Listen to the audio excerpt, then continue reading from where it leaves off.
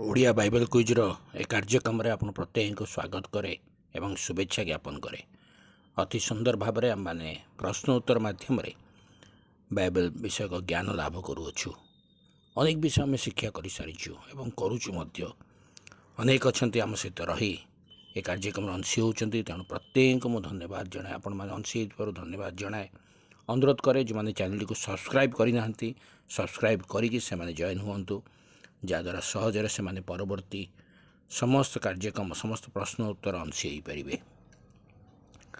ଗତକାଲି ଯେଉଁ ପ୍ରଶ୍ନଟି ପଚରାଯାଇଥିଲା ତା ଥିଲା, ଆପଣ ଭଲ କହିଲେ ମୁଁ ଆଉ କେବେ ଆପଣଙ୍କ ମୁଖ ଦେଖିବି ନାହିଁ, ଏହା କିଏ କହିଥିଲେ? ଏହାର ସଠିକ୍ ଉତ୍ତର ହେଉଛି ମୋଶା କହିଥିଲେ। ଯାତ୍ରା ପୁସ୍ତକ 10 ପର୍ବ 29 ପଦରେ ଆପଣମାନେ ଉତ୍ତରଟି ପାଇପାରିବେ। ଆଜି ନିମନ୍ତେ ପ୍ରଶ୍ନ ହେଉଛି, ଫାରୋଙ୍କ ସଙ୍ଗରେ କଥୋପକଥନ କରିବା ବେଳେ ମୋଶାଙ୍କ ବୟସ କେତେ ହେଇଥିଲା?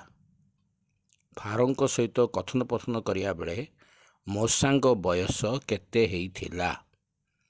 ଏ ପ୍ରଶ୍ନର ଉତ୍ତରଟିକୁ ଆପଣମାନେ ଆମମାନଙ୍କ ଏ ଭିଡ଼ିଓର କମେଣ୍ଟ ବକ୍ସରେ ଯାଇ ଆମମାନଙ୍କୁ ଜଣାନ୍ତୁ।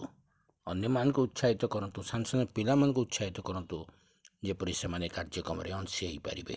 ଧନ୍ୟବାଦ।